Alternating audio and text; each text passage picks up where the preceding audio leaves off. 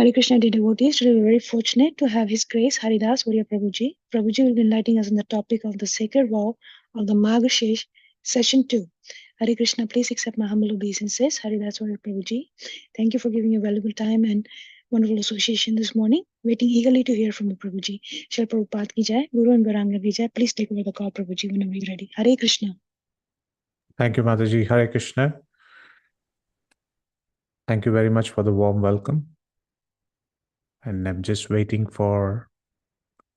Yes, Prabhuji, you can start. We are already live. Okay. Thank you so much for the confirmation, Mataji. I welcome each and every devotee of Bhakti Sangha Japa group to this second session of the many sessions that we are planning to conduct, where we are going deep into the Shastras and trying to learn about this beautiful verses from Bhagavatam, which talks about the Katyayani Vrata. With a unique twist, we plan to cover the Katyayani Vrata from a southern perspective, from the perspective of Goda Devi or Andal. And as you might have witnessed in the first session, we would see them through the lens of the Gaudiya Acharyas. So nevertheless, welcome. Thank you for giving the time to attend to this session. Before we start, we would like to offer our humble obeisances and pray for the blessings of our acharyas.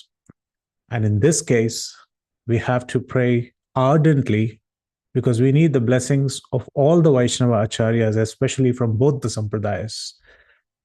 And hence, please open your hearts with a prayerful mood. Let us offer our humble obeisances unto the acharyas and seek their divine blessings so that whatever I speak might be instrumental in some way or the other in kindling the devotion in the heart of the devotees. With that, let's offer our Mangalacharan to our Guru Parampara, our glorious Guru Parampara. Om Ajnanatimirandasya Jnananjana Shalakaya Chakshurun Militam Yena Tasmai Shri Gurave Namaha Shri Chaitanya Manobhishtam Sthapitam Yena Bhutale Swayam Rupa Kadamahyam Dadhati Swapadantikam Vandeham Shri Guru Shri Udapada Kamalam Shri Gurun Vaishnavamsha Shri Rupam Sagrajatam Sahagana Raghunathan Vitam Tam Sajivam Sadvaitam Savadutam Parijana Sahitam Krishna Chaitanya Devam Shri Radha Krishna Padan Sahagana Lalita Shri Vishakhan Vitamsha He Krishna Karuna Sindho Dinabandho Jagatpate Gopesha Gopika Kanta Radha Kanta Namostute Tapta Kanchana Gaurangi Radhe Vrindavaneshwari Vrishabhanusute Devi Pranamami Hari Priye Vancha Kalpatarubhyascha Kripa Sindhu Bhayevacha Patitanam Pavanebhyo Vaishnavebhyo Namo Namaha Namaum Vishnupadaya Krishna Prashtaya Bhutale Srimate Bhakti Vedanta Swamin Iti Namine Namaste Saraswate Deve Gauravani Pracharine Nirvisesha Shunyavadi Paschatya Deshatarine Jai Shri Krishna Chaitanya Prabhu Nityananda Shri Advaita Gadadhara Shri Vasadi Gaura Bhakta Vrinda Hare Krishna Krishna Krishna Hare Hare Hare Rama Rama Rama Hare Hare Mukam Karoti Vachalam Pangum Langayate Girim Yat Kripatamaham Vande Shri Gurum Dinatarinam Paramananda Madhavam Shri Chaitanya Ishwaram Hari Om Tat Sat. Welcome everyone to this second session of the series known as the Sacred Vow of Margashish. And as you all know, in the previous session, we especially spoke about how this Katyayani Vrata was followed by the gopis, and we took the verses of Srimad Bhagavatam from the 10th canto, 22nd chapter, verse number 1 to verse number 6, and we tried to draw parallel between those verses, how Shukdev Goswami is narrating to Maharaj Parikshit. And we ended our session by saying that the 6th verse, which is the verse where all the young Kumarikaha, Nanda Vraja Kumarikaha, means the young girls of Nanda Maharaj's Vraja are going to worship Katyayani, that is a form of Mother Durga or Bhadrakali, and how they are intently asking for Krishna. And what is that they are doing? They are holding hands together and walking towards Yamuna. And please remember that this scene is happening in Vrindavan and early in the morning during the first month of winter, which is called as Margashish. And they are all going to take bath. We stopped there and we said, in this session, we will have a parallel description. While this happened in Dwapar Yuga, we are going to have a parallel description what happened in Kali Yuga.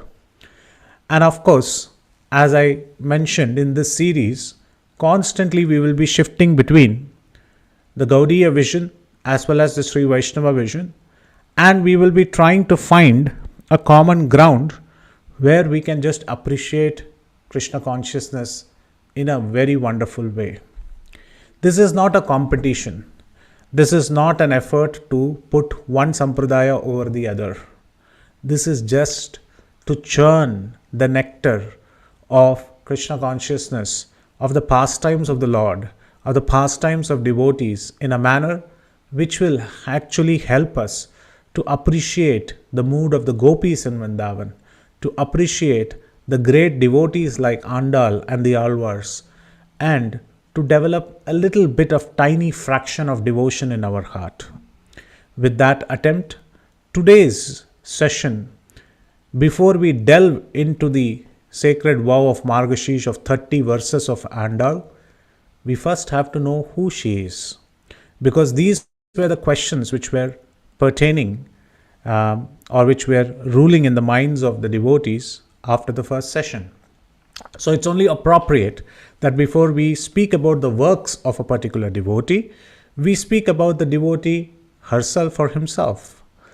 So with that as an intent, today we are going to delve deep into the personality who is known as Goda, who is known as Andal.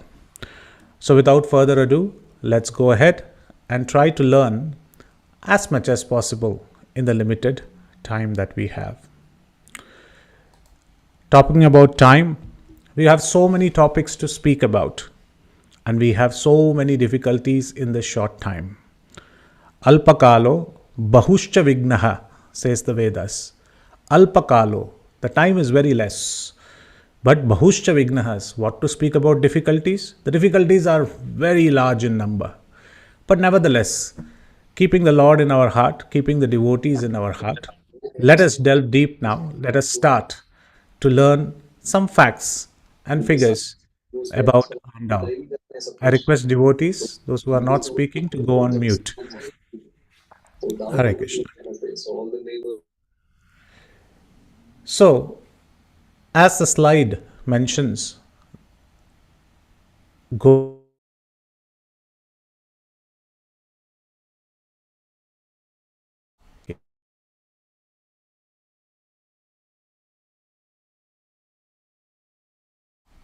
okay.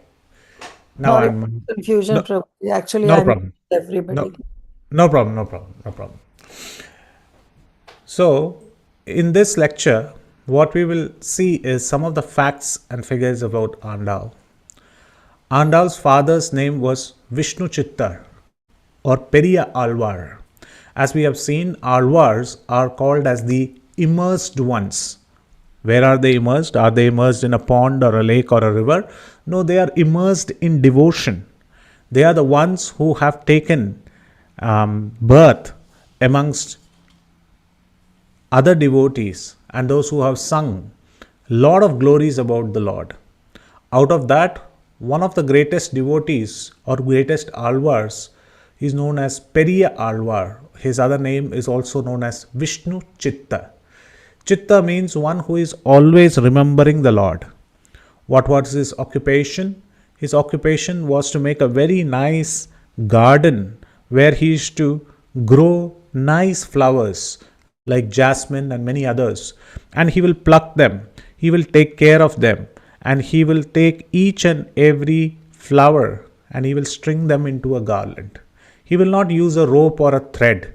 He will use the natural vines and creepers, and he will tie each and every flower, and he will offer it to Vatapatra Shai, the Lord who is reigning in the village called as Srivilliputtur. Where are we talking about? What is the demographic of this place? We are talking about a village called as Srivilliputtur. Now it is a little difficult for those who are not speaking the Tamil language to mention some of these words and verses, but nevertheless, let us take a little bit of effort to know about these great places where these devotees appeared. So Goda or Andal, she came in Srivilliputtur, where Vishnu Chitta used to have a wonderful garden, and he used to offer these flower garlands to the Lord. Roughly, by the historians, they try to estimate the time. It was around 8th century. Her star, her birth star, as per the Tamil calendar, as per the Tamil nakshatra, was known as Puram. Her month, which is roughly around say mid of July and August, is known as Adi. Now it is very wonderful to note that generally this month there are no ritualistic or marriage activities that happen. And hence, just like we say Adhik Mas, this is the month in the Tamil calendar which they generally do not perform any ritualistic activities, considering the fact that this is the month of contemplation. This is the month where we have to introspect and go deep in Krishna consciousness. But because this month was devoid of any ritualistic practice, Goda Devi, that is Andal herself, said, "Let me come in this month and glorify this month even more further." So she was born in the month of Adi, which is around say mid-July and mid-August. She had great works, out of which one of the works is what we are going to see today, which is Tirupavai, Nachiyar Tirumai. These are many other works of hers, very beautiful. Her meaning is one who rules over him. That is how you name her as Andal. We will learn more about her. Her devotion was to Krishna and Lord Vishnu exclusively. She is one of the greatest revered saints amongst and the poetess amongst all the Tamil saints. She is very famously known as sister to Ramanujacharya. Now this might be very confusing for some of the devotees, because if you see, Ramanujacharya somewhere came in 1017 to 137 or somewhere around that time, around the 10th century. Whereas Andal or Goda Devi, however you call her name, she appeared in the 8th century. So generally, if she is a sister, she should be in the same time frame. But why is she called a sister? We have to wait and watch. When we talk about the verses, we will mention about that. But she is very, very famously known as the sister of Ramanujacharya. Her legacy is far and wide. She is a saint and she is an embodiment of bhakti. Most of them even consider her greater than the Alvars herself. Now this could be controversial, that people would think, why is she compared even greater than the Alvars? Because generally the Lord came to all these Alvars or saints of the Tamil culture, and they were aroused in devotion by the Lord. They were given this devotion by the Lord, by his touch, by his appearance, by his words, by his blessings. But Andal is quite opposite. What she did was that she made the Lord to wake up by her devotion. So this is quite the reverse. Guru Krishna Prasad Pai Bhakti Lata Beej. By Krishna's mercy, we get this seed of devotion. And then Krishna consciousness, we receive Krishna consciousness through Guru and Krishna, and this seed grows in our heart. And we come out of this sleepy mode of ignorance, and we have the wakefulness of Krishna consciousness. But it is Andal or Goda Devi. She is the one who made even the Lord to get up in this month of Margashish. So she is quite known as a personality who is having even greater glorifications than the Alvars herself. As you can see in the pictures, she was born in Srivilliputtur. She was a darling child of Vishnu Chitta. In fact, you can see the basket of flowers out here. It is said that Vishnu Chitta's palms were just like a basket of flowers, and it used to always have the fragrance of flowers because he was constantly stringing the garland. And when she appeared in her hands, it was the perfect flower which had to be offered to Lord Ranganath. And she used to always listen to the stories of Krishna's pastimes, which Vishnu Chitta used to always narrate to Goda Devi. Here is a great lesson for all of us, that anybody who is having children, one as a parent should always narrate these pastimes of Krishna to all the children. Srila Prabhupada's Krishna book is a great medium doing this service. All the children, when they hear from their parents constant glories about Krishna's words, pastimes, his instructions, his life, his appearance, this will invoke naturally bhakti in our heart. Srila Prabhupada once mentioned to his sannyasi disciples that this Krishna book will serve the world in the years of dark. That means when the world is going through its darkest of ages, the light or the hope would be the Krishna book. Such is the glorification of the pastimes of Krishna, which is a summary of the 10th canto of Srimad Bhagavatam. So Vishnu Chitta used to always narrate from Vishnu Puran and many other Srimad Bhagavatam in this tinsel town of Srivilliputtur. You can see today the Gopuram, or the tower of the temple, the Shikhar of the temple, or the Shikhar of the temple, standing tall amongst the clouds. And this is the village of Srivilliputtur. And this is the temple called as the Vatapatra Shai, where Andal appeared. So this is just a background about Andal and Goda Devi from a historian's point of view, from a factual point of view. But my dear devotees, we have to go a little bit more deeper. Today, we have to understand what is the real reason of her advent.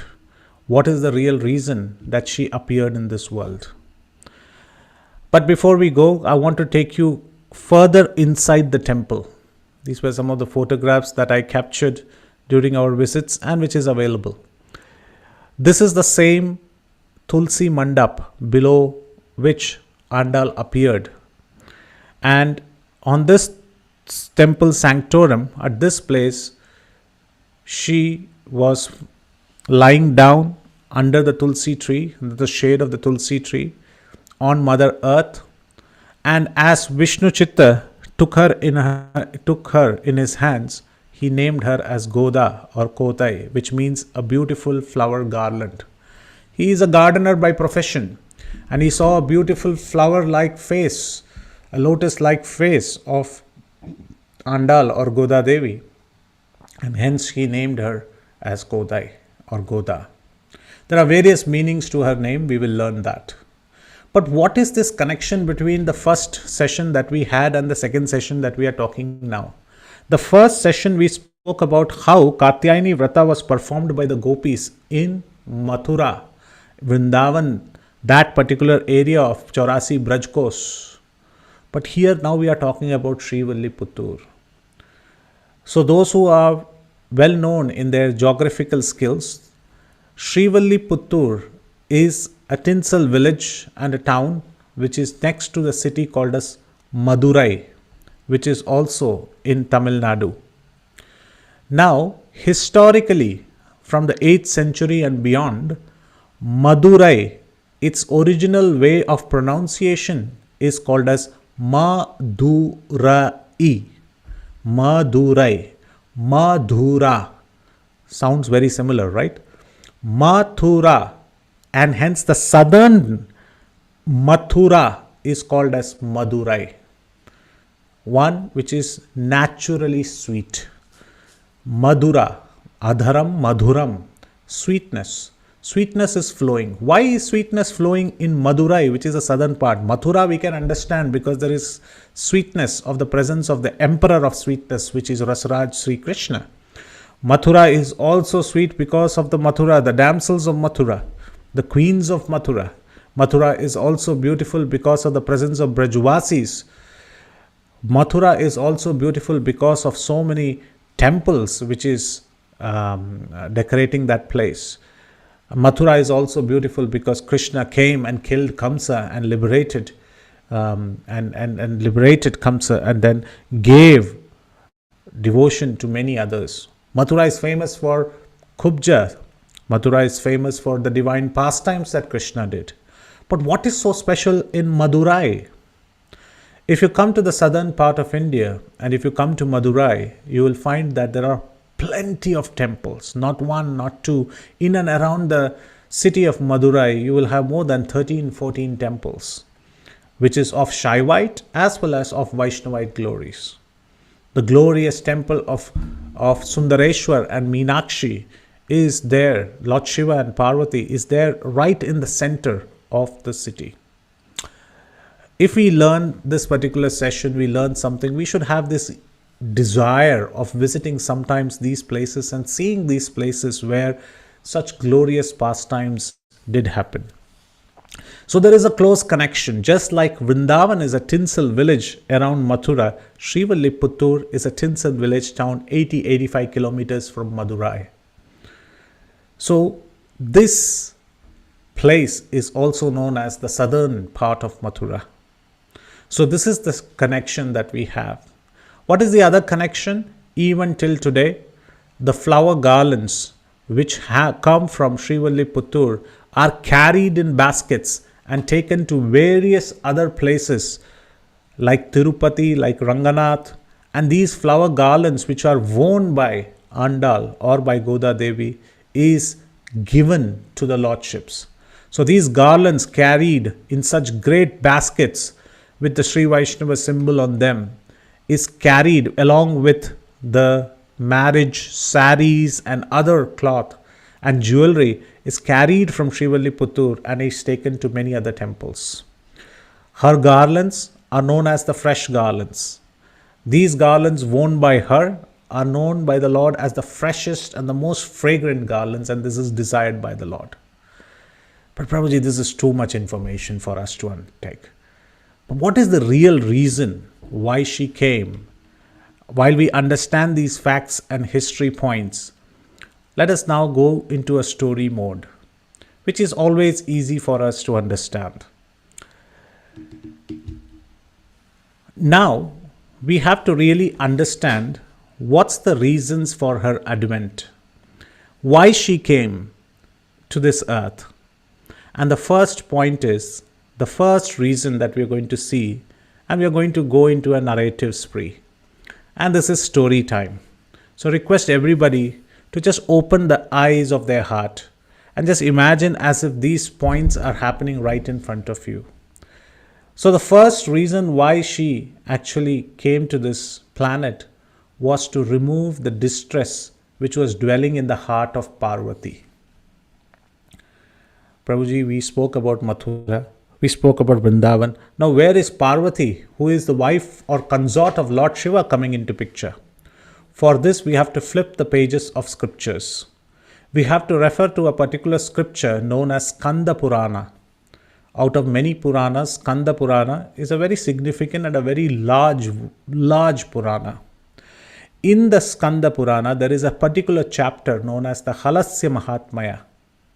And this narration is also given in a specific book called as Shiva Leela Arnavam, which means that the transcendental pastimes of Lord Shiva, the playful transcendental pastimes of Lord Shiva. In Tamil, the same works were known as Thiruvilayadal. That is, Thiru means auspicious, Vilayadal means the playful pastimes of Lord Shiva. So now we are going to go through a scriptural narration trying to define what was the distress of Parvati. So let's open our hearts and travel back in time around 8th century and beyond. The camera zooms into the country of Pandya kingdom. This, can others mute themselves? Hare Krishna. So the camera zooms into the kingdom of Pandya, and what you can see on the screen is a great king of the Pandya kingdom who was known as Shambhaka Pandyan. We can just capture the story and maybe forget the names, or those who are interested in names can note it down. There was a great king known as the Shambhaga Pandyan, and he was a great Shaivite devotee.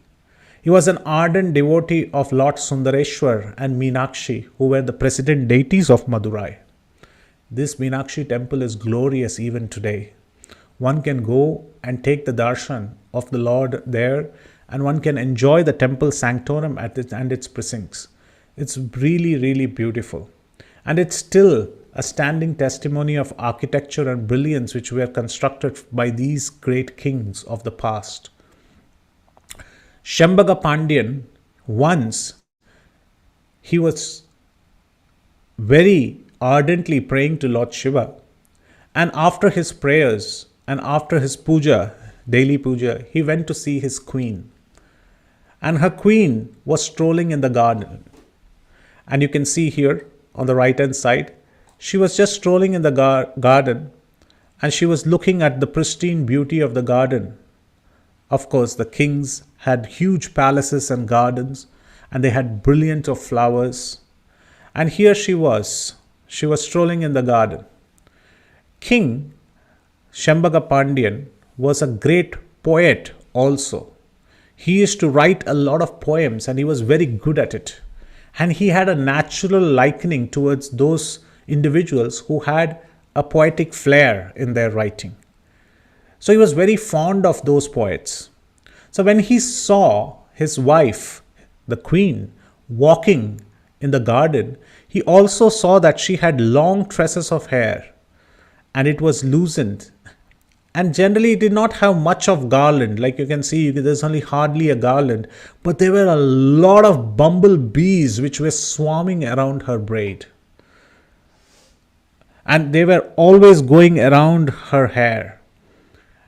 Naturally, we know that the bees are attracted to flowers and nectar. And in this case, she did not have much of flowers on them. But still these bees were swarming around the hair of the queen. This made him immediately realize a poetic brilliance in him, and he started thinking about a verse. And he thought about this verse in his mind, and he said it to his queen. He said that, "Why are so many bees hovering around your hair? It seems like you have a natural fragrant hair. And those fragrances beat even the fragrances of the garlands which are there on your hair."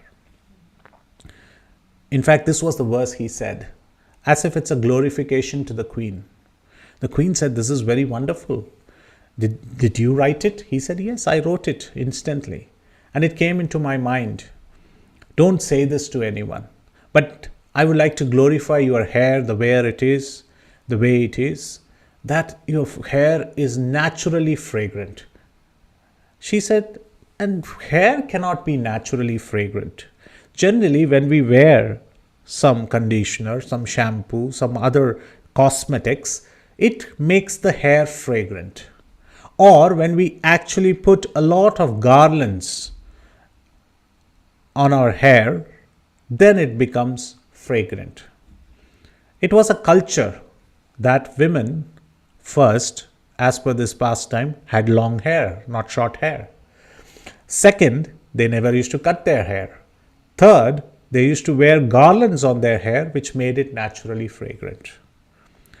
But Shambhaga Pandyan said, "Today, you are not wearing any garlands, but still the bees are swarming around your hair. That means it's naturally fragrant." She shyly accepted, as if this is a wonderful poetic way of glorifying her beauty. And she said, "Thank you very much, Shambhaga Pandyan. Thank you for saying this sloka." But Mr. Pandyan, the king, he wanted to see what's the poetic brilliance of his kingdom. So he kept a competition, and he said, "Anybody in this kingdom can come up and narrate the same verse which I have never written down. It is in my heart. But if somebody can come to the Rajya Sabha, somebody can come to the Royal Assembly and tell the verse which is running in my heart, I will give them many pots of gold.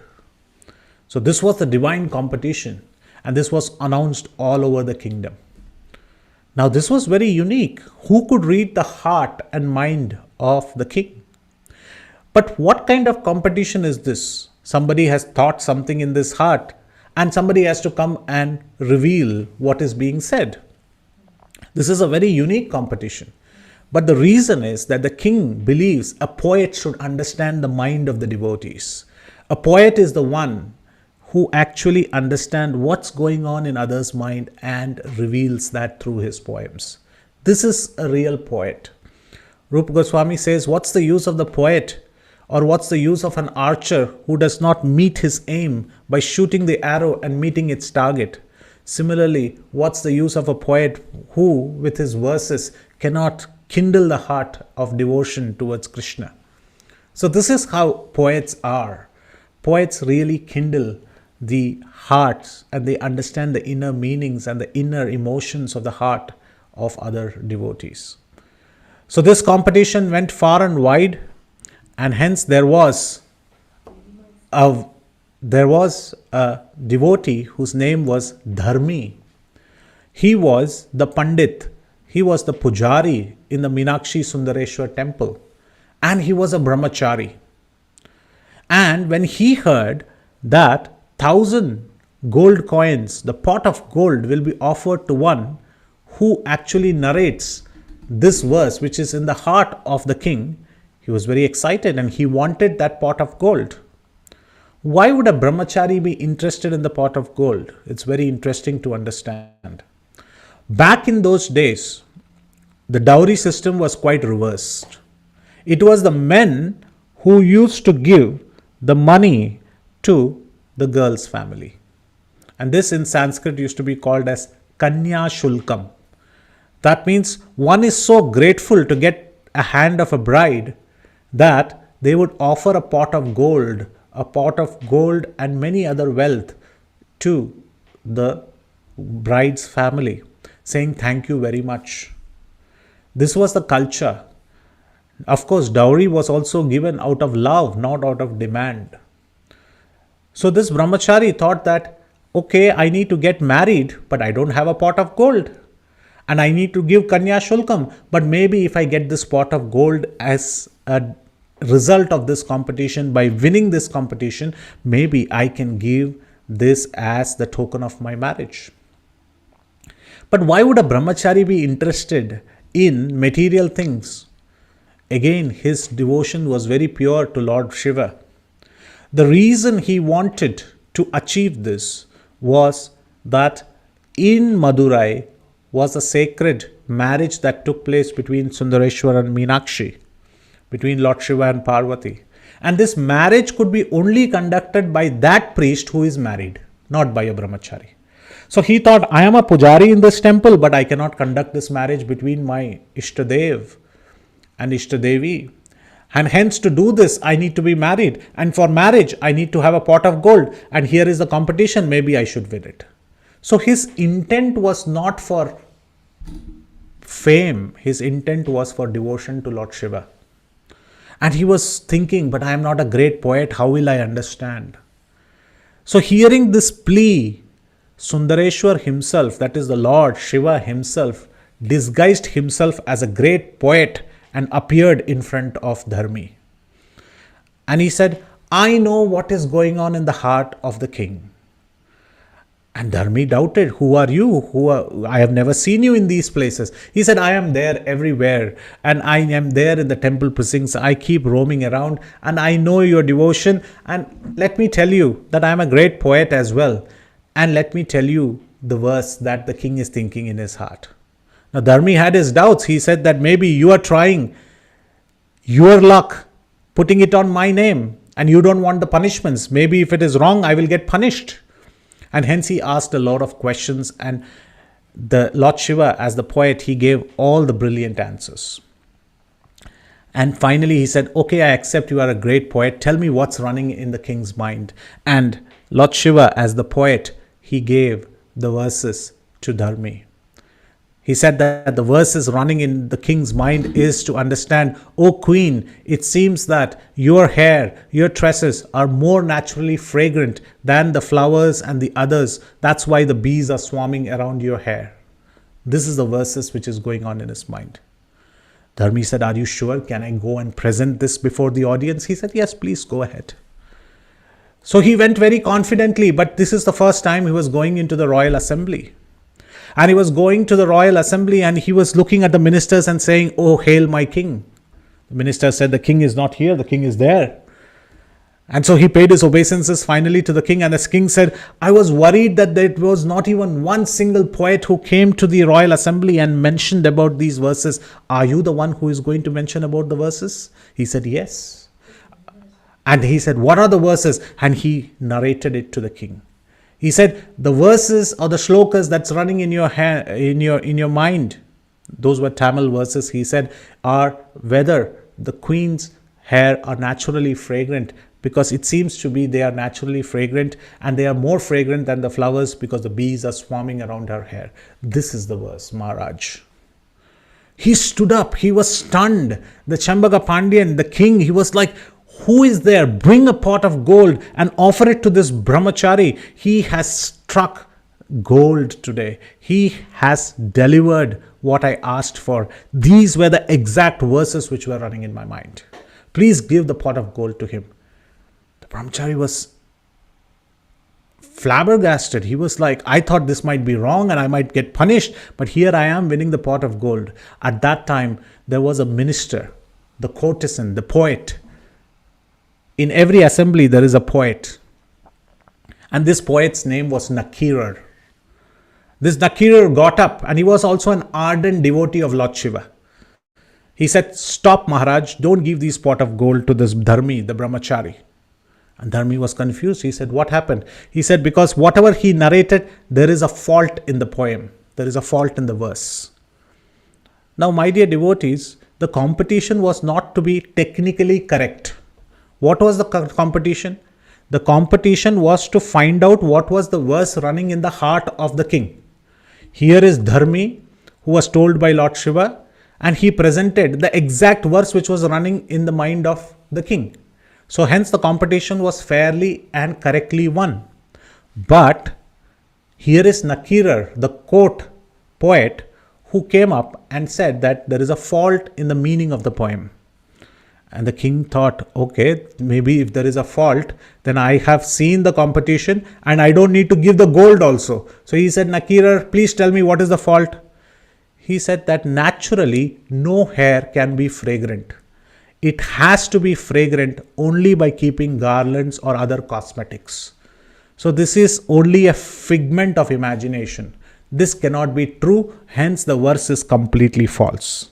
Hence don't give these 100 or 1,000 gold coins or the pot of gold coins to Dharmi. And the king said, maybe you are right, and hence though you predicted it correctly, I am rejecting these pot of gold coins.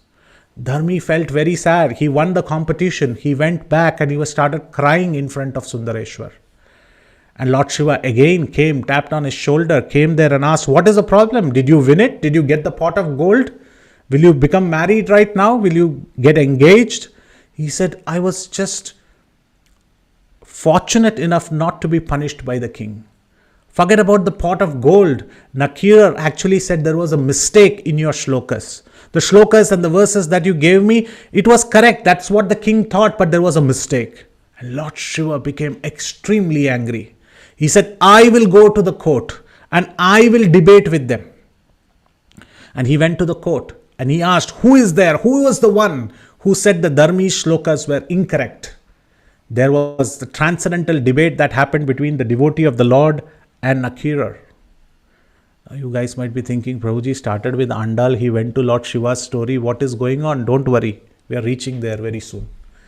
And here is Lord Shiva arguing that, how come you said that the girl's braid and her tresses will not have any kind of fragrance? Nakirar said, it's only by cosmetics and flower garlands.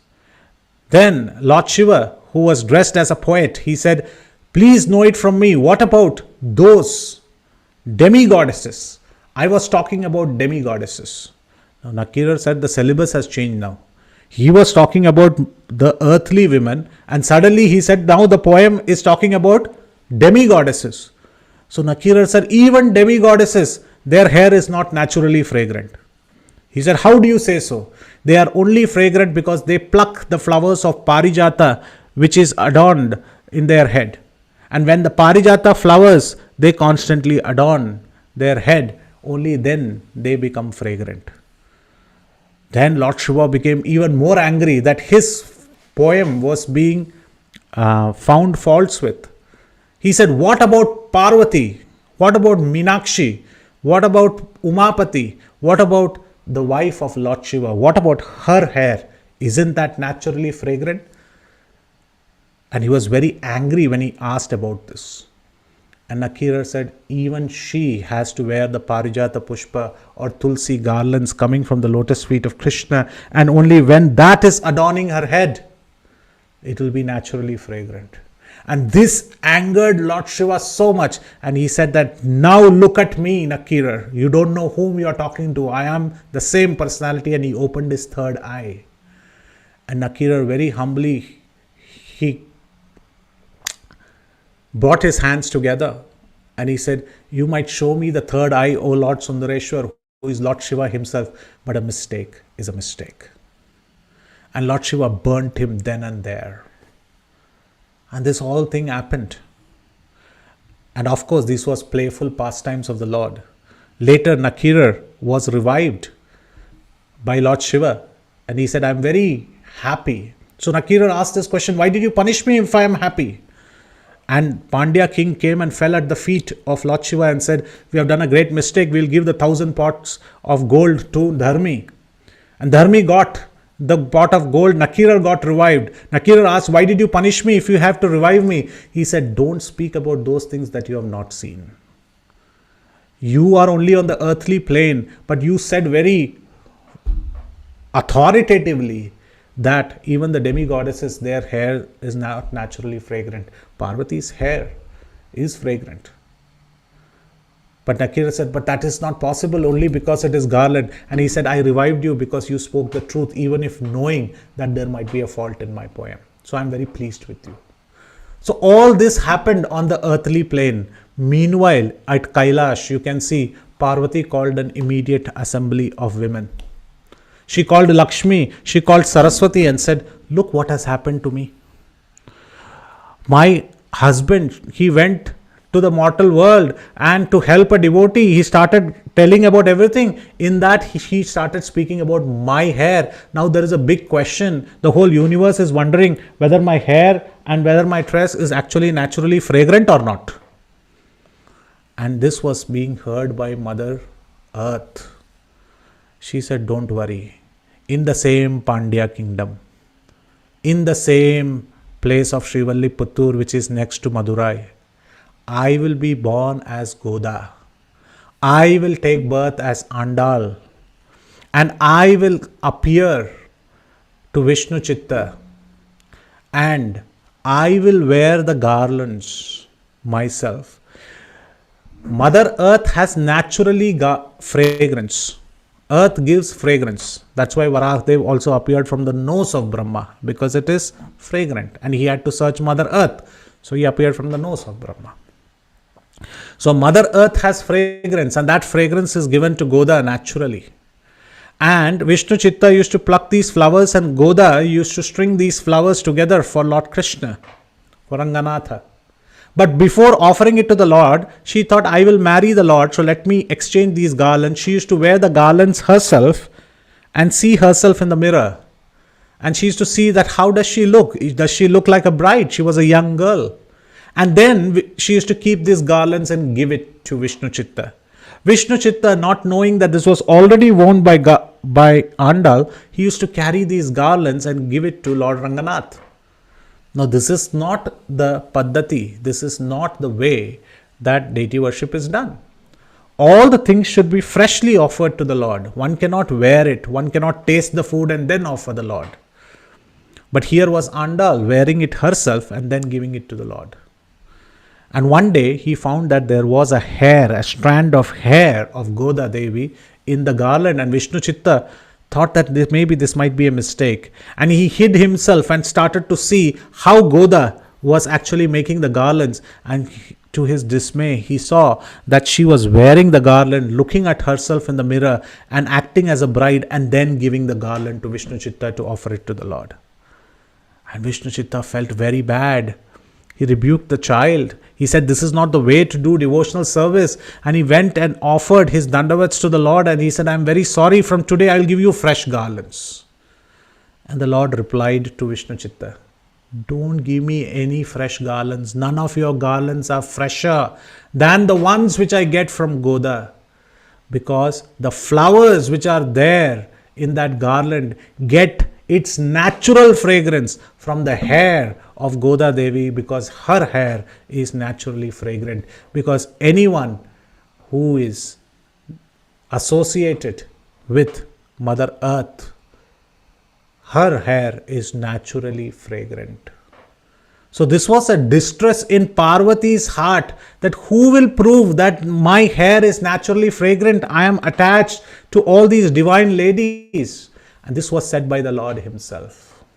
So one of the first reason of her advent is to remove this distress, which was in the heart of Parvati, that the hair of such divine women are naturally fragrant. And Goda's hair was naturally fragrant, and the Lord said, I like those flowers. This is another reason of her connection with Katyayani, of Parvati, and hence she wants to follow this vrata. So this was one of the first reasons why she came to this earth, and was to remove the distress of Mother Parvati. And she not only gave the flower garland to the Lord, she also gave the beautiful garland of 30 verses, which is called as Tiruppavai. This was reason number 1. And we have 10 more minutes. And we will quickly see the other 3 reasons also. These are very, very small. The second reason is to remove the debate of Hanuman and Garuda. Prabhuji, seems like today you will take us on a trip. You took us to Kailash. Now we are immediately going to go into the battlegrounds.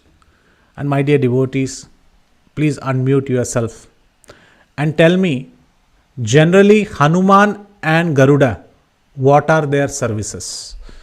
What is the service of Hanuman? What is the service of Garuda? Don't worry, please unmute yourself and you can say. Yes, Sumi Usually Mataji. Garuda is Hare Krishna Prabhuji. Usually Yes. Garuda carries Vishnu on his back. He's the Vahana. He is the vehicle, he is the transport carrier, he is the logistics provider. He is the one who carries the Lord from one place to another. Perfect, Mataji. Hanuman? Hanuman is the ardent devotee of Rama who helped in so many ways, Prabhuji. He went to Lanka for Sita Mataji, brought the Sanjeevi. Yeah, he got the Sanjeevani, he helped Lord Rama and Lakshmana, everyone. He also carried the Lord Lakshmana and Lord Rama. Okay, very good. He also carries the message of Lord Ram to Very Mother good. Sita. Excellent. Not only carries the Lord, carries the message of the Lord also. Very wonderful, Hanuman. Okay. Okay, now my second question is, where in generally in a temple you will find Hanuman and where you will find Garuda? Garuda is right opposite the Sanctum Sanctorum, Prabhuji, where Even if you go, Narayana is. Right Okay. opposite, you'll find a small place for Garuda. And I don't know if I'm right, but as far as I know, in all the ancient Vaishnava temples, Hanuman is usually outside the temple. Hanuman is Or outside if the there is temple. a Rama, Ah. maybe there's one, but in the ancient temples, I'm saying not the latest ones, say Okay. the 108 or something like that, Hanuman is usually outside. Okay. Generally for a Rama temple, you will see that Hanuman is right there in Opposite, Ekasana. right? Yeah, right opposite. Right there along with the Lord. So we all know the story of how Garuda got this contract when he won, when he got the Amrita Kalasha from Indra. Lord Narayan himself comes in front of Garuda and says, ask for boons. And Garuda says, I should be always on top of you. This is my boon. And Narayan says, Tatastu. And then Garuda says, you ask for a boon, I will give you a boon. And then Lord Narayan says, my wish is that you are always below me. And now Garuda was confused whether the first one will come right or the second one will come right. Because the first one was, I should be always above you. And his wish was, you should be always below me. And then how it will happen? So that is why then in the temples we see that the Dvajastambha, the flagpole, Garuda is always on top of the flagpole, which might be even higher than the deity's presence. He always sits on the top. And he is always opposite to the Lord on the flagpole, which is called as the Dvajastambha. And any festivals means you should raise the flag. So his position is generally on the flag. Garuda, Pataka, he is on the flag. And where is Hanuman? Because he brought both of them together. He brought Lord Ramchandra and Mother Sita together. The Lord keeps him very close to him. Of course, Garuda carries him, but he keeps him very close because he brought the divine couple together. So Hanuman's position, generally in Rama's temples, you will see that Hanuman is sitting right at the lotus feet of the Lord. So Garuda had a question. Garuda said, my dear Lord, I have this question. Why is that I am never inside your temple sanctorum? I am always kept outside. And especially in the Bhagavad Gita, who is sitting in the flag? And what is the name of that particular flag in the first chapter of Bhagavad Gita? Hanuman. Hanuman. Kapit Dvajaha. Absolutely right. Arjuna's chariot and this particular chariot is called as Kapit Dvajaha because Hanuman is sitting. He said, first of all, I have a problem with Hanuman that he is sitting inside the temple sanctorum and I am sitting outside. Second, I have a problem. He has taken my spot also. Generally, I am on the flag. I am on top of you. Today, he is Kapit Dvajaha because we all know the story between Hanuman, Bhima and how he promised. So, how do you actually solve this problem? So, this problem was also solved by Andal or Goda. She said, when I want to marry Ranganath, oh Garuda, I will request you. Because you are generally transporting the Lord, but Hanuman is the one who brought the divine couple together. So when I come as Goda Devi, when I come as Andal, I will also request for the Lord to be brought. And I would request you to come in your divine way, carrying the Lord on your shoulders. So you can see here, he brings the Lord on his shoulders to Srivilliputtur at the end of the 30 verses, which we will see in the course of time. And at the end of the verses, when she wants to get married, the Lord is brought from all the 106 Vaishnavite temples. Garuda brings each one of them, 106 of them come there carrying the Lord. In fact, Garuda is so eager to get a spot inside the temple sanctorum that he brings the Lord and he says the time is running, the muhurta is going away, you have to get married to Andal. So he just pushes the Lord from his shoulder and the Lord falls down also and he gets a small hurt. So even in Srivilliputtur, when the marriage has to happen, they will limp a little because the Lord has now got hurt because of the urgency shown by Garuda to get the Lord married to Andal. That is why only in Srivilliputtur you will find that Garuda is also standing along with the divine couple. His place is not outside, his place is inside.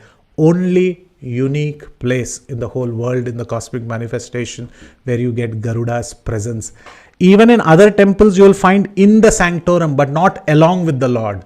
But in Srivilliputtur, Garuda has a special place and you can see it here that there is Goda Devi, there is Lord Narayan and there is also Garuda who is inside the temple sanctorum. And this way Garuda's distress was also removed by none other than Andal or Goda Devi. There is a third reason why she came. To glorify her father Vishnu Chitta or Periya Alvar. Who is this Periya Alvar? He is the Alvar who got the divine prize from the king called as Vallabha Deva who wanted to glorify the Lord. He had tied a pot of gold on top of his kingdom, and he said, one who glorifies the Lord best, the pot of gold will naturally fall in his lap. And Periyalvar thought, I don't have any capability to glorify the Lord. The Lord came in his dream, and Vishnu Chitta, he is none other than the Amsha, the incarnation of Garuda.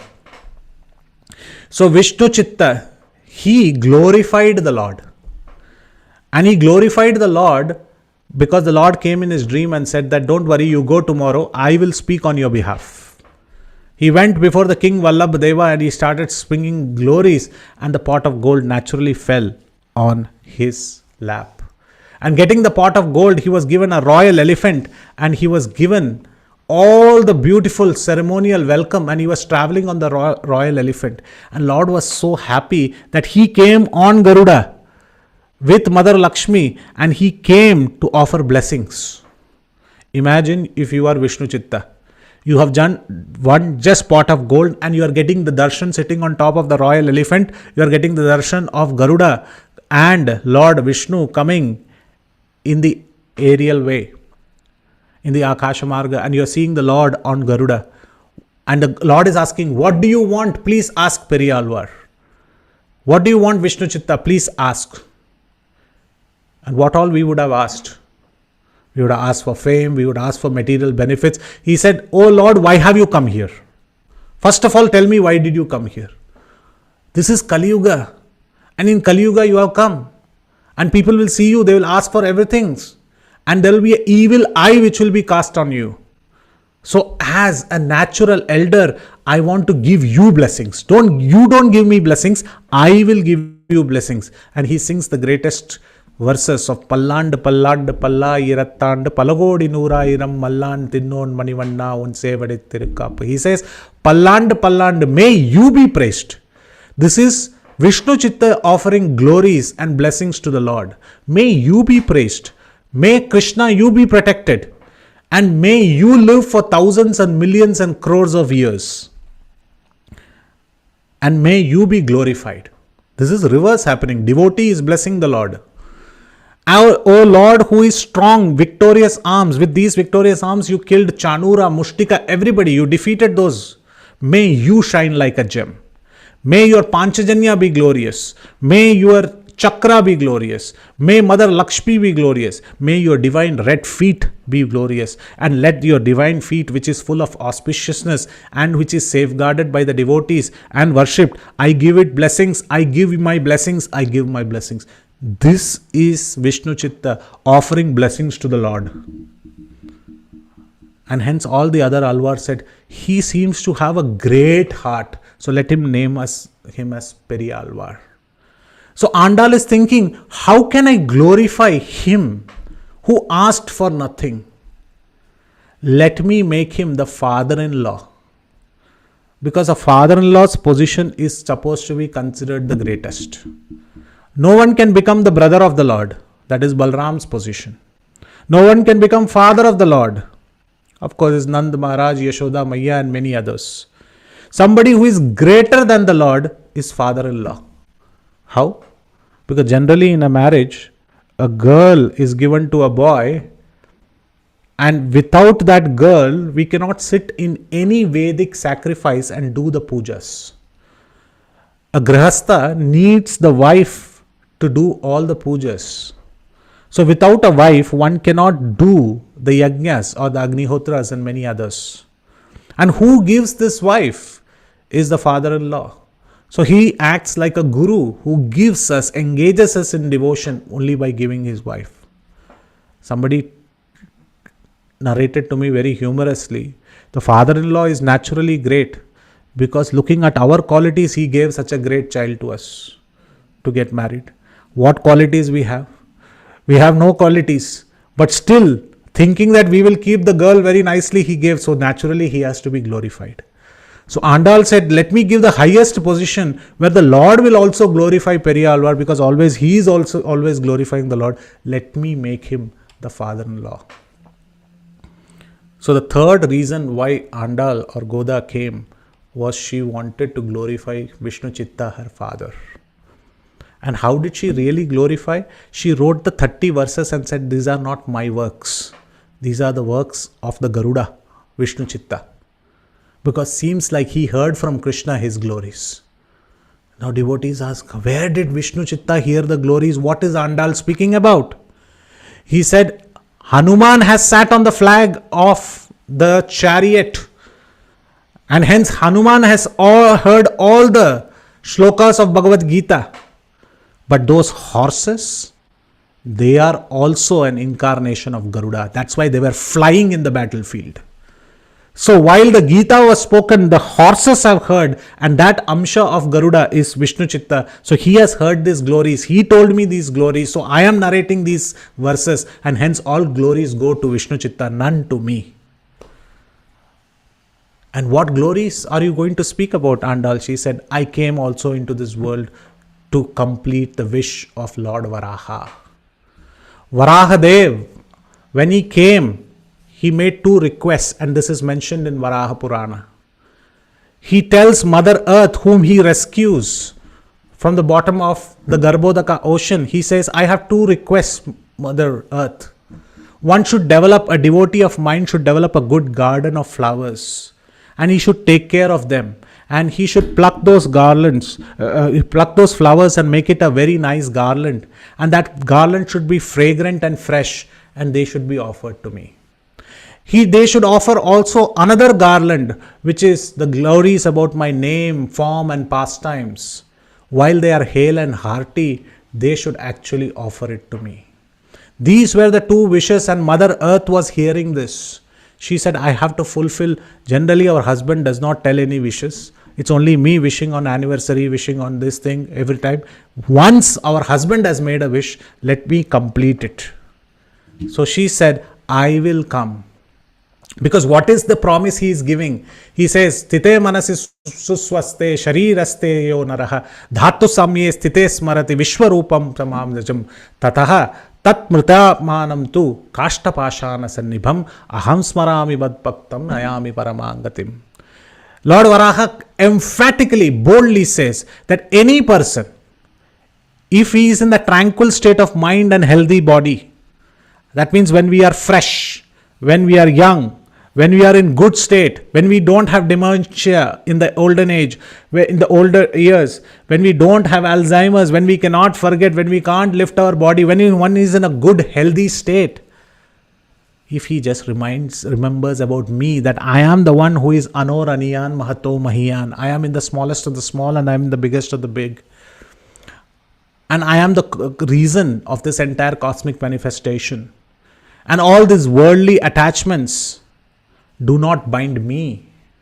One who remembers in this way, even at the stage of death, Krishna has said in Bhagavad Gita, Antakale chamam nityam, one who at the time of death remembers me will attain me. But who can attain him at the end of time, at the end of death? Nobody can remember him at the time of death, because Kulashekar Alvar says, Kantha varodhana nidau smaranam kutaste kafavada pittau. There is kapha, there is vata, there is pitta, there is an oxygen pump. I can't even say his name. How will I remember the Lord? There is an IV injection going in. I am in ICU. Yamaraja is always seeing me. How can I see the Lord? Vara is saying, if one has remembered me while he is hale and hearty, while he is healthy, one who has reminded me, let me tell you, he need not be fettered. I will remember him. Varahadev has written in his diary books that I will remember this devotee because he has remembered me when he is hale and hearty. He has once said, Hare Krishna, Krishna Krishna, Hare Hare, Hare Rama, Rama Rama, Hare Hare. So Mother Earth thought that to at least make these two wishes, I should appear. And hence she appears as Goda. The meaning of Godha. Go means Mother Earth. One who appeared from Mother Earth. She is called as Godha.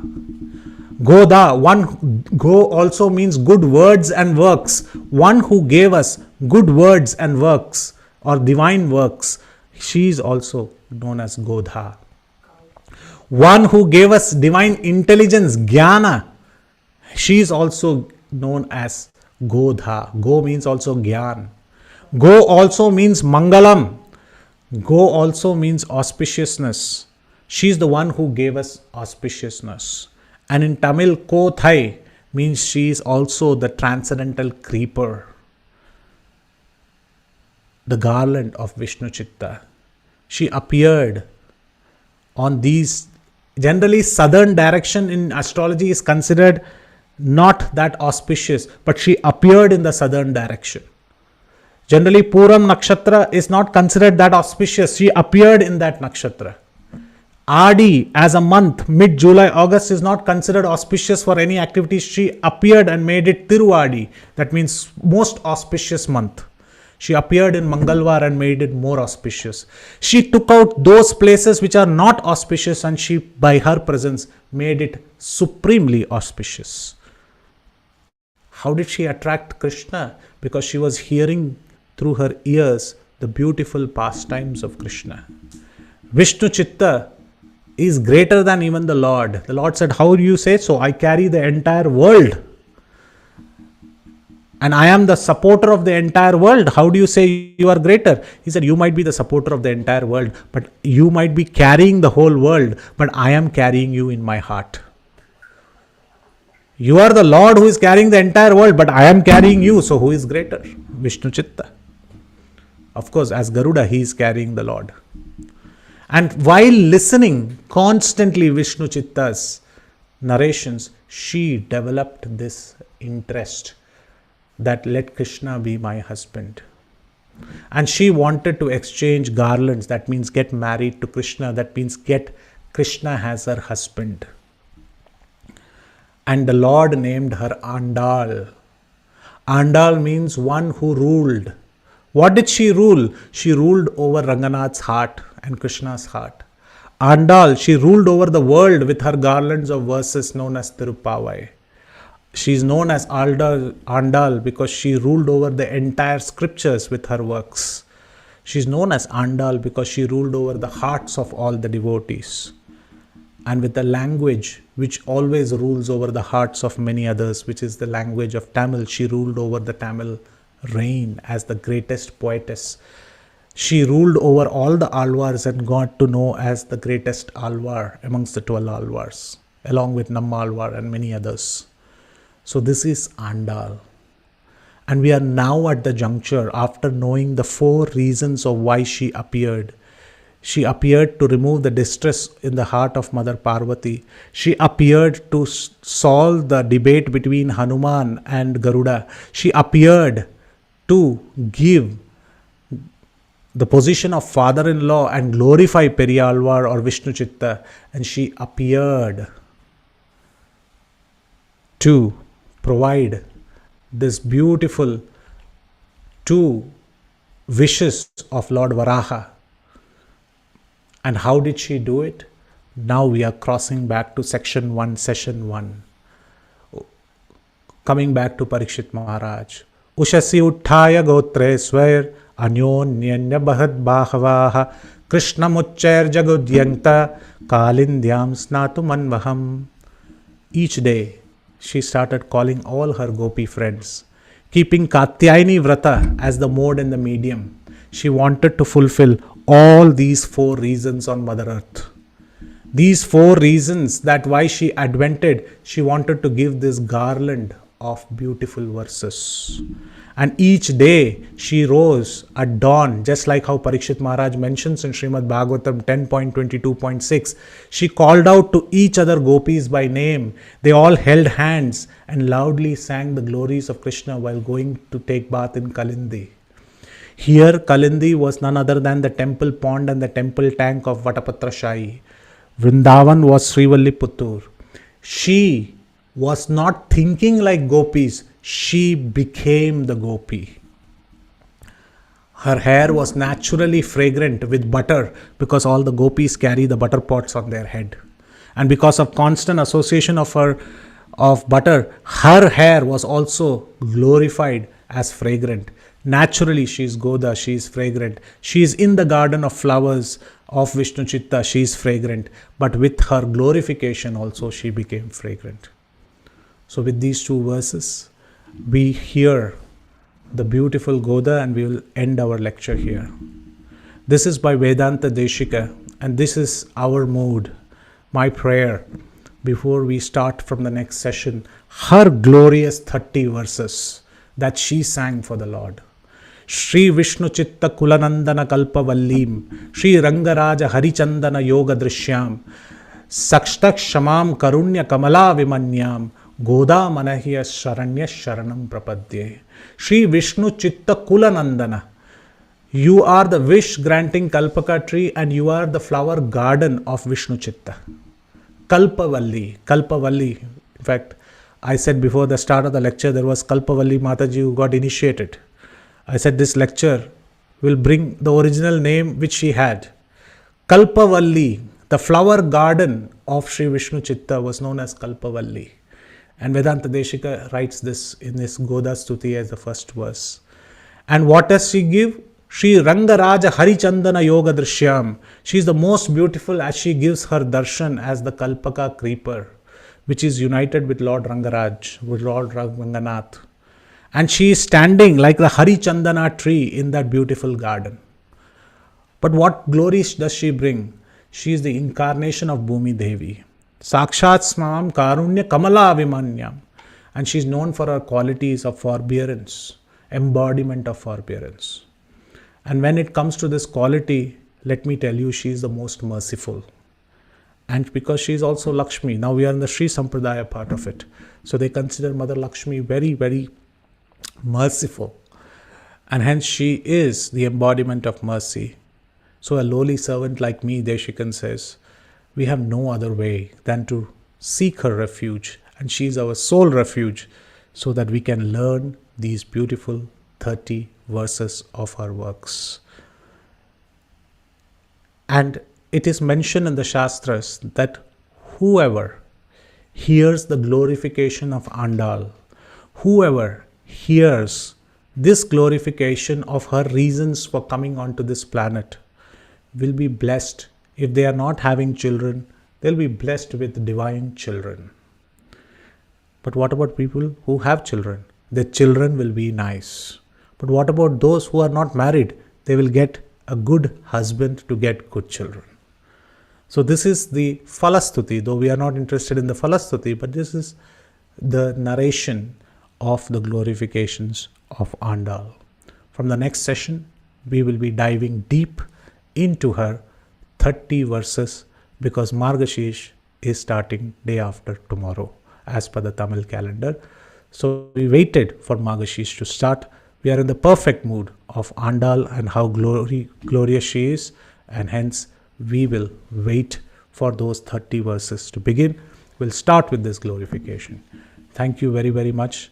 And I know I took a little bit more time, but generally our lectures will be now 1 hour 15 minutes just to ensure we cover all aspects. Thank you for sitting through. Yadatra skalitam kinchit vidhvam shatpurayantu tat yadatra saushtubam kinchit tad guru remavenihi. Whatever errors are there in this service, may the learned souls like all of you correct it. And whatever good is found here belongs to my spiritual preceptors and all the acharyas, and none are to me. Andal ki jai, Goda Devi ki jai, Vishnu Chitta ki jai, Ranganath ki jai, Tirupavai ki jai, the sacred vow of Margashish ki jai, Parikshit Maharaj ki jai, Srimad Bhagavatam, Jagat Guru Srila Prabhupada ki jai, Thai Gaur Premanande. If there are any questions, comments, clarifications, feedbacks, critiques, we can attend them. Hare Krishna. Hare Krishna, please accept my humble obeisances. Haridas Varya Prabhuji. Thank you so much. Jai, very, very beautiful class. Absolutely, your PPTs are so beautiful and in such depth you explained and narrated the story. Very, very grateful to you, Prabhuji. So beautiful. Thank you so much. Dear devotees, if you have any questions or realizations, we open the forum. Please go ahead. All Prabhuji, Hare Krishna. Dhanat Pranam Prabhu. very nice to hear your beautiful discourse. About the fragrance we are talking about, and the fragrance of Tulsi Mother is equally valuable. Yes. Tasyar Vindanayana Padar Vindam Kinjal Misra Makarandavayu. Those four Kumaras just having the fragrance of Tulsi. Yes. Also, Pad Pankaj Palas Vilas Bhaktya. Yes. That also is like that. And Bhagavatam, Sut Goswami, Sukdev Goswami is telling Pariksit Maharaj, Nauttam slok vartayam justam tat kathamrutam syat sambhravo antakale smartam tat padam bhujam. Yes. Anyone who has heard discourses like you have mentioned today, and if he can engage his life in hearing Krishna Katha, there will be no problem for him remaining Lord Krishna at the end of his life.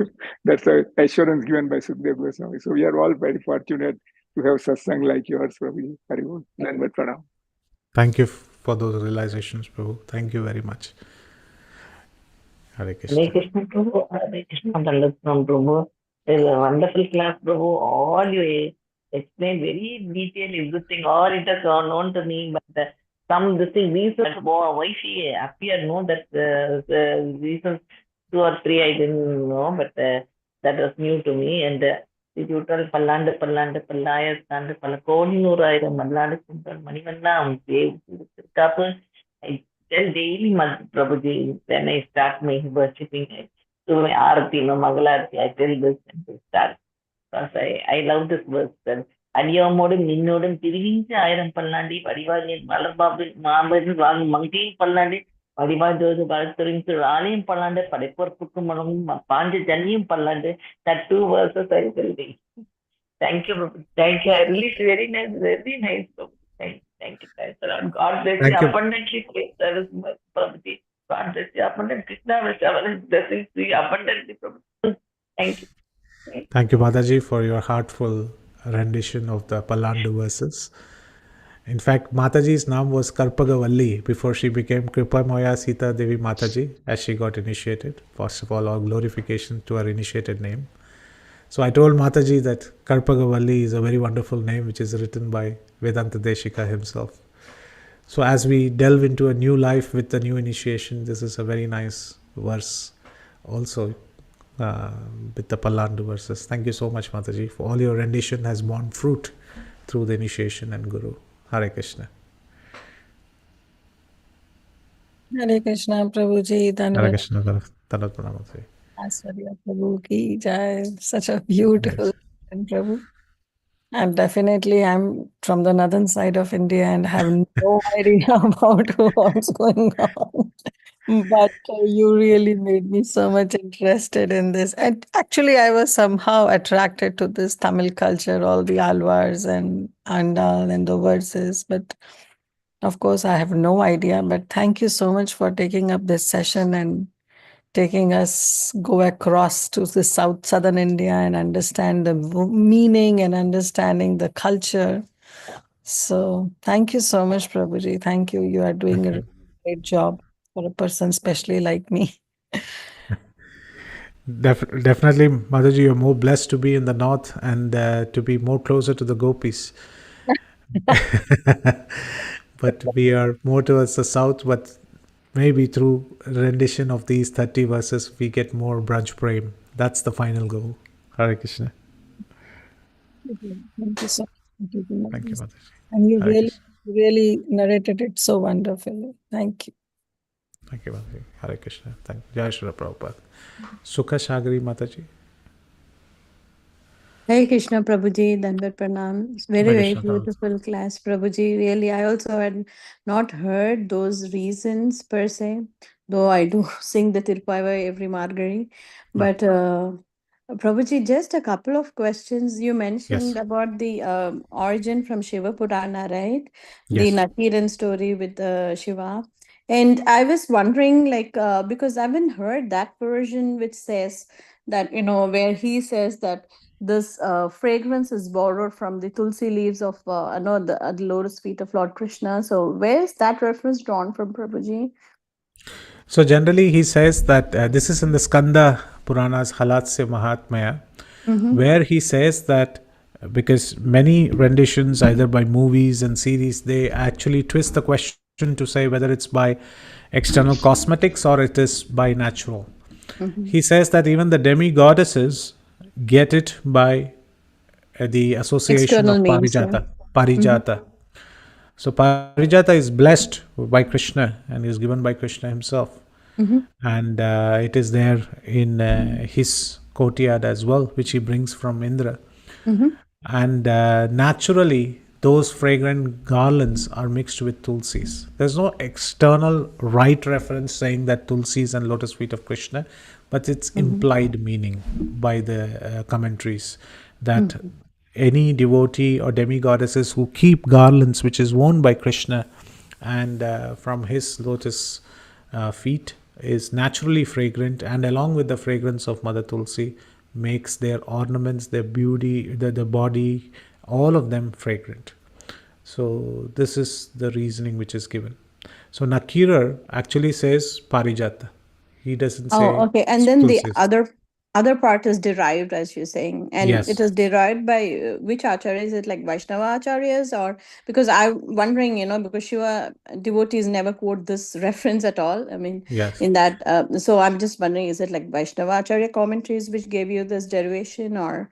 Yes. So there are two Mhm. acharyas. One who wrote the Leela Arnavam, Shiva Leela Arnavam, Appaya Dikshita. Mhm. From the Shaivite commentary, he mentions about Parijata. But when this narration is actually mentioned in Srivilliputtur during Andal's appearance, it's given naturally considering she appeared to remove this distress and her proximity to Ranganath. It is mentioned in this way by the Kathakars and also the commentators. Oh, the Sthala Puranam, you mean, is it? No, the rendition of the katha in the area of Srivilliputtur. It's like if you go to Srivilliputtur, a marriage or a katha can be seen in different lights. You can see it from Ranganath's point of view. You can see it from Vishnu Chitta's point of view. You can see it from Andal's point of view. You can see it from the devotee's point of view. There can be different cameras of vision. So the kathakars, when they actually render this story explaining about how the natural fragrance is, because they are saying it in Srivilliputtur and they are trying to associate themselves more with Andal, what they do is they give a natural connection of Ranganath, his Tulsi, his garlands, and this thing, and they add that in his katha. Oh, wonderful. Mhm. Yeah, that's And how also the we. other reasons, Prabhu, are also like listed by the Kathakars, or is it like derived from some Purana like that, Prabhu? These are in the Sri Vaishnava acharyas. There are many acharyas. They give different reasons. I see. And this is in the disciplic succession of the Sri Vaishnava acharyas, because we have to take a reference from Sri Vaishnava acharyas. They give this as a Sanskrit shloka as a reference. These four are put in a shloka, and this is Oh. given as a reference of why she appeared. Of course, there are millions of reasons. She appeared to alleviate the sin which Godavari got from Ramayana's pastimes. Of course, we didn't discuss all of those because of lack of time, but there are millions of reasons. Reasons are galore, but we picked up some 4 unique reasons why she appeared. Yeah, so nice, Prabhuji. So when you're saying the Sri Vaishnava Acharyas, you're referring to Vedanta Deshikar who wrote the Vedanta shloka? Vedanta Deshika, and there is also the recent acharyas in that disciplic succession, Villur Swami, and many others. Yeah, so nice, Prabhu. Prabhu, whenever you get a chance, can you share that shloka you said, Sure. the Sure. reasons are mentioned? It'll be nice to know. Thanks Sure, so much, Mataji. Prabhuji. Thank you. Right in time for Margari. Thank you, Mataji. Hare Krishna. Thank you. Hare Krishna. Hare Krishna, Prabhu. Sorry. Hare Krishna, Prabhuji. Hare Sorry, Krishna, not a someone else problem. speaking. Sorry. Okay. Prabhuji, as usual, it's a very beautiful class. But what went through my mind this time was, oh my God, there is so much more to learn. How much more there is to learn for me personally is what I was thinking. So right from her name to the reasons why she appeared, and you also gave from Shiva Puranam, from about Garuda and Hanuman, and finally with Godastuti by Desikar, and also you that last you finished with Varahadev's. You also went back to Bhagavatam, and 10:26 was it? Parikshit 10:22:6. Yes. 10:22:6. Yes, Parikshit Maharaj's thing. There was so much, Prabhuji. There was so much packed into this. And finally, when you said what gladdened me today was that Varahadev said that at the time of death, if we are not able to remember, it's okay. He will remember us if we have smarana throughout the life. So thank you, Prabhuji. Thank you so much. waiting to learn more and more. Thank you, Mataji. Your learning spree will end very soon because the 30 verses are considered to be the summum bonum of all scriptures. So, yes, but those 30 verses are like oceans in itself. So, we will very soon learn those 30 verses. And Varadev mentioned that anybody who remembers him once, not even throughout the lifetime, once, anybody who remembers while they are hale and hearty. But thank you, Mataji, for your kind words. Hare Krishna. Sudhakar Prabhuji, please unmute yourself.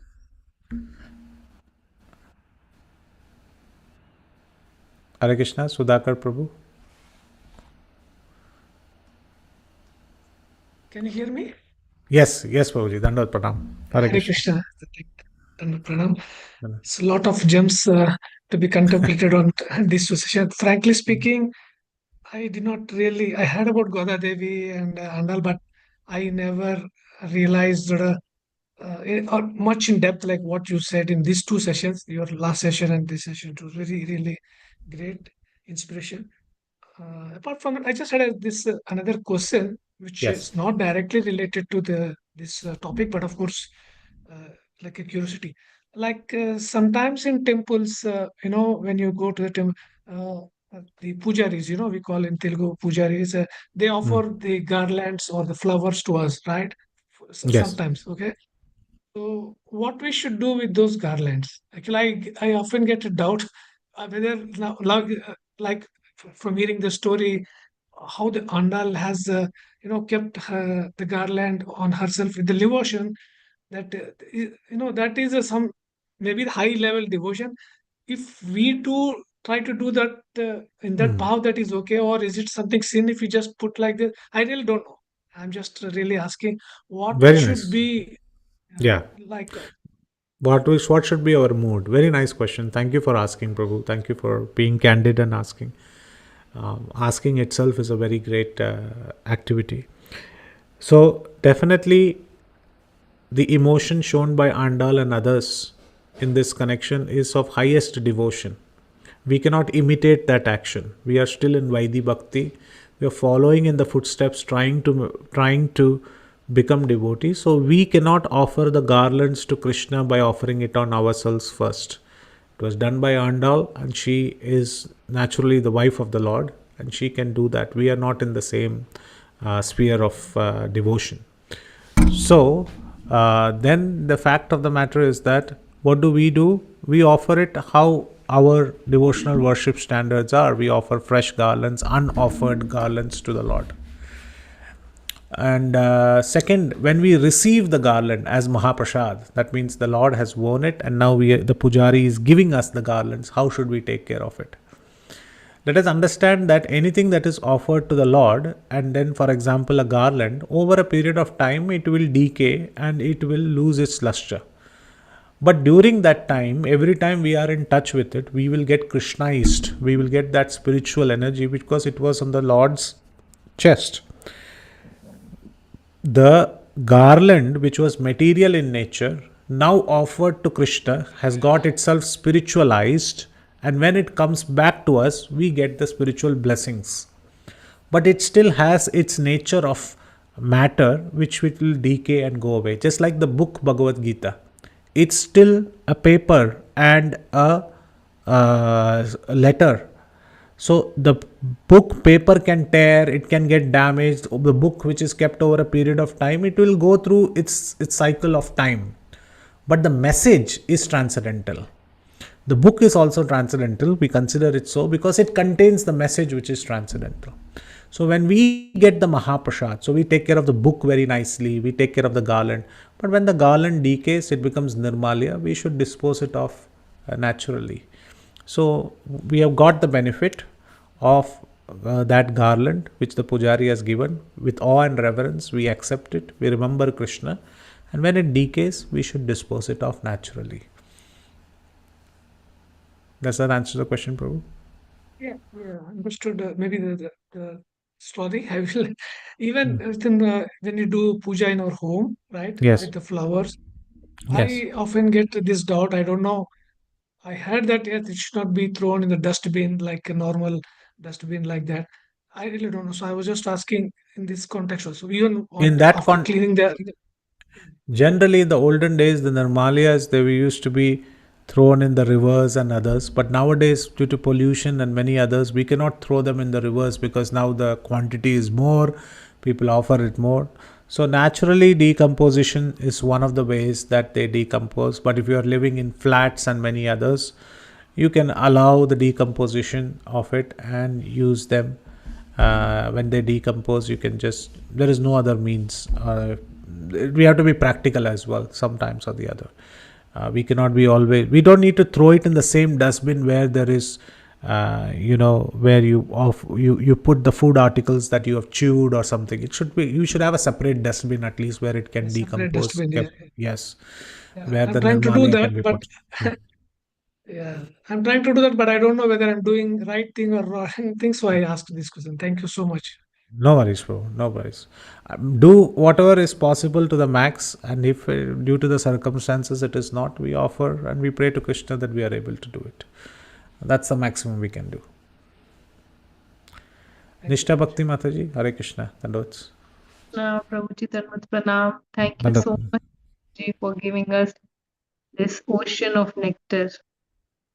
My question to you is, Prabhuji, that we know that Lord Shiva is the foremost of Vaishnavas and he's very tolerant. And like in the pastime of Daksha, also we see that he tolerates when he abuses him so much. And in this pastime, he's instigated and he becomes so aggressive that he opens his third eye also. So why is that so? Yes, very good question. The duty of the Lord is to protect his devotees. So here Nakirar was a great devotee of Sundareshwar, or he was a great devotee of Lord Shiva.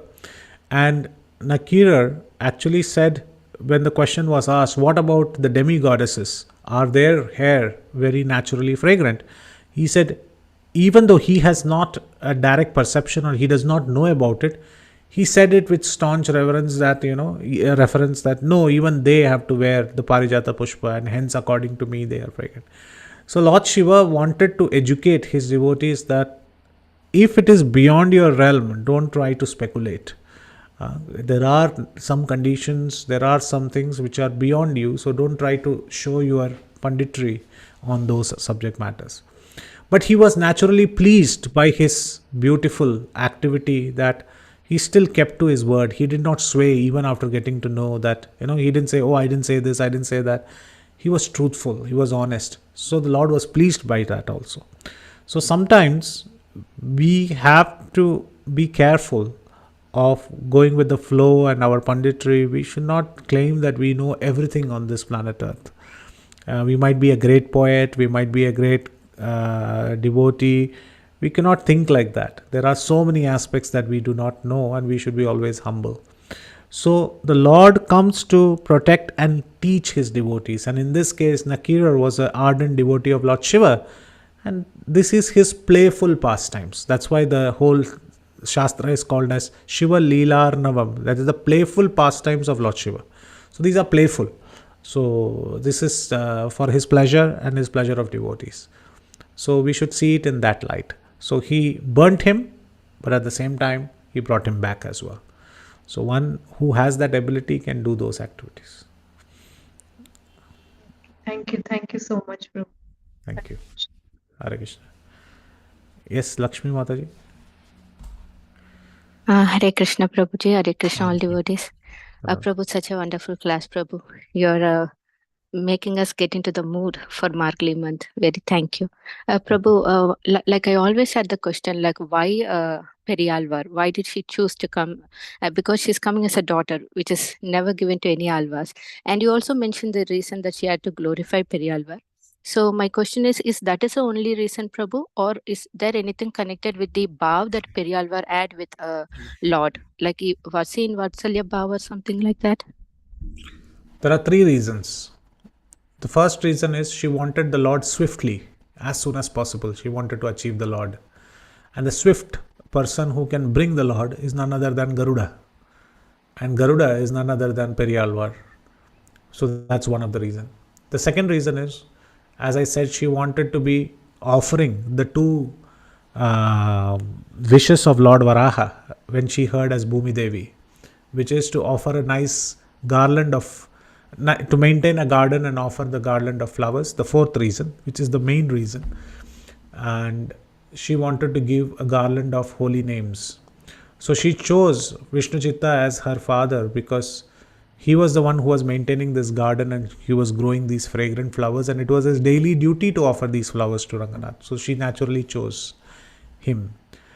And the third, she chose a father and a daughter has a very close connection. And the close connection is they should be very closely, intimately associated with each other. And a gardener is the one who is closely associated with Mother Earth. He every day digs the earth, he every day finds out the seeds and sows them in the earth, and he naturally plays with the earth, the mud, the clay, so that his hands are naturally fragrant. And he plucks the flowers. So he has this intimate connection with Mother Earth.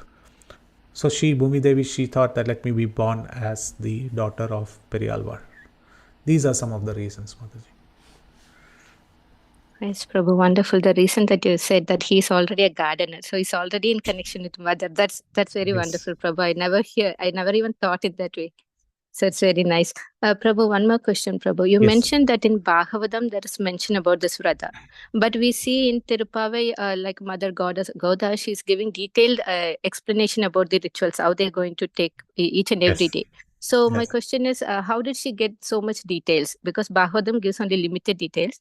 And one more question is, was the where this Vrata be performed by somebody else before mother, so she can get an as a sample or something? Like, how did she get so much details, Prabhu?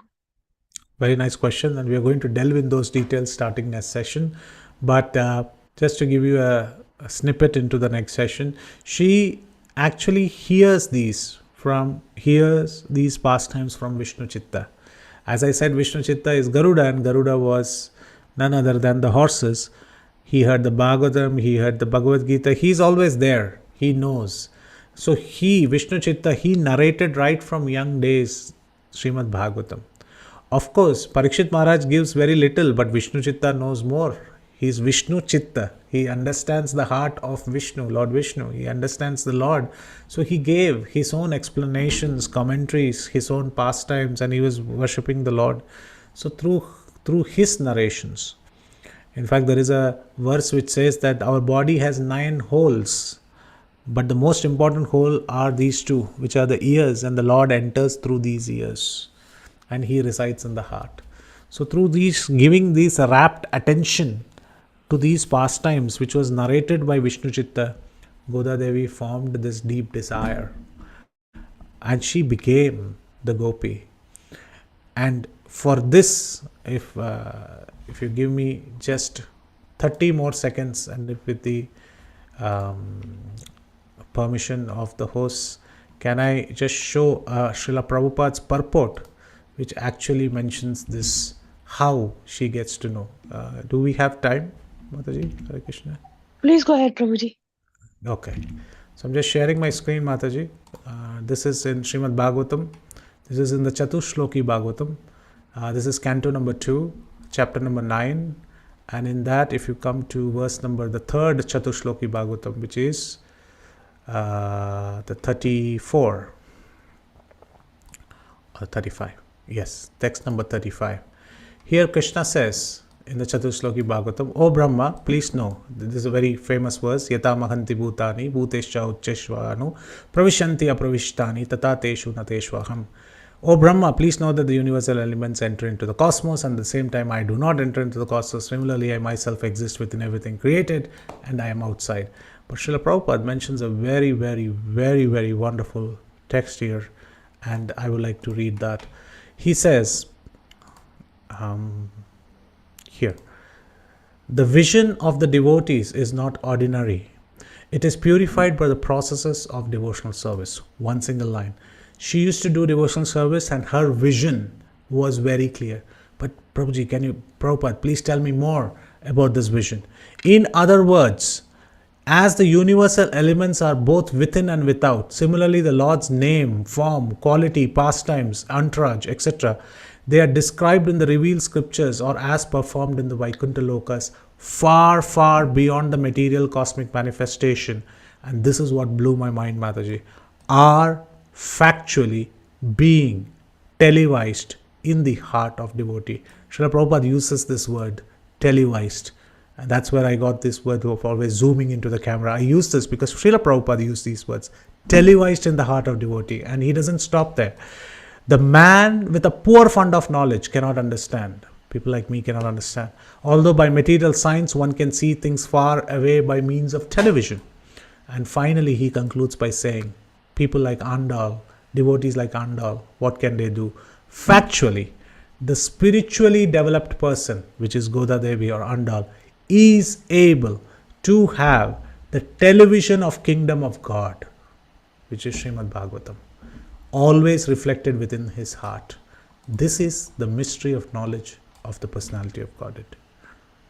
Jai Srila Prabhupada. That means Srila Prabhupada is saying that one who understands Srimad Bhagavatam gets a direct cable TV connection, television into the spiritual world. Factually, the spiritually developed person is able to have the television of the kingdom of God always reflected within his heart. So when Vishnu Chitta mentioned these, she was having a direct television towards the Lord's pastimes, and she knew these all intricate details. This is, and that, like how Brahma is going to get to know. So this is my understanding, Mataji. Hare Krishna. Yes, Prabhu, wonderful. So she can see everything when Vishnu Sita says she was actually viewing everything. Because that we can see in the Tiruppavi, how well she gives the each and every step. Yes. Okay, Prabhu. Now the final question, Prabhu. So it's Yes. going to be Margali, and we are going to read it every day. So Yes. what should be our mood, Prabhu? Because this was spoken by Mother Goddess and also about the gopis. They all are exalted devotees, but we are just sadhakas. So what should be our mood in reading Tiruppavi every day for this 30 days?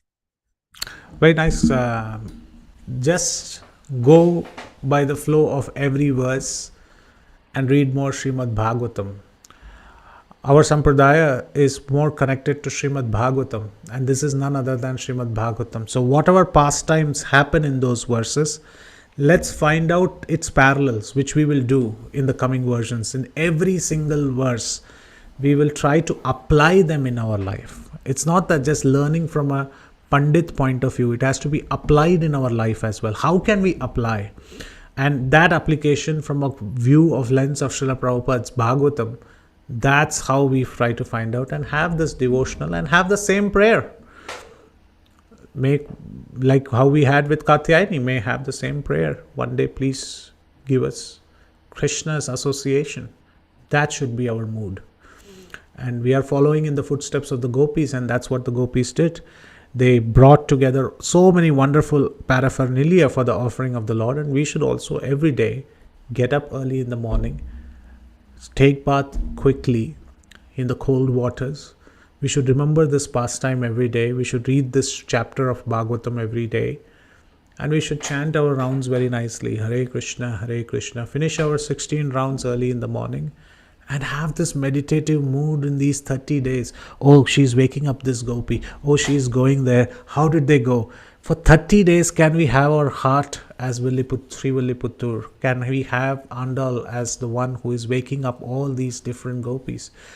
Can we pray to Guru Maharaj and Gurudev and Srila Prabhupada to wake Krishna up in our hearts so that we can worship the Lord for the rest whole year till we enter Margai again the next year. So that should be our mood. Okay, Prabhuji, thank you very much. So reading Tiruppavi with Bhagavatam. That's wonderful, Yes. Prabhu. That's how we Yes. understand it. And the Yes. spirit has already started, Prabhu. You have already given that. It's starting Okay. already. Thank you very Yes. much, Prabhuji. Never leave Srimad Bhagavatam. You always keep Bhagavatam close to your heart. Okay, Prabhu. Thank you very much. Hare Krishna, Hare Jai Krishna. Sachinandana. Hare Krishna. Jai Sachinandana. Yes, Kripamaya Mataji. Little louder. Am I audible, Prabhuji? Yes, feeble, but yes, okay. Go ahead. Prabhuji, how to connect this with one words with Bhagavatam, Prabhuji? What are the words, which words we should read in Bhagavatam? You will see that coming up. In every single lecture, we will connect one verse with how it is connected to the Bhagavatam. We will not leave Bhagavatam. We are going to see Tirupavai through the eyes of Bhagavatam and Gaudiya. In fact, we are going to have a 7-dimensional view of every verse. So please don't miss. Please please attend the future sessions. You will get to know. Hare Krishna. Hare Krishna Prabhuji. Amrita Radhika Mataji, Parima Mataji, Vishwanath Prabhuji, and Manmohan Prabhuji are thanking you in the chat for very, very beautiful class. Very, very grateful to you. Hare Krishna, dear devotees. If there's no more realizations, I would like to pay my obeisances to His Grace, Haridas Varya Prabhuji, and all the assembled devotees. Do I have your permission to close the call, Prabhuji? Yes, I just want to say that all these presentations will be put on a drive and given the access to the Bhakti Sangha Japa group devotees. They can download it, use it for their local preaching. None of these are mine. These are all the acharyas. So it's more than, it's available for all the people who attend the classes. Thank you very much. Thank you so much, Prabhuji, for sharing it with us. Vancha kalpatarubhyasya kripa sindhu evacha patitanam pavnebhyo vaishnavyo namo namah. Samasta Vashnavinda ki jai. Margashish Mas ki jai. Srila Prabhupada ki jai. His Grace Haridas Varya Prabhuji ki jai. Thank you so much. Hare Krishna. Thank you so much, Prabhuji. And thank you, dear devotees, for joining us. So we'll end up our call here. Okay. Thank you. Hare Krishna. Thank you.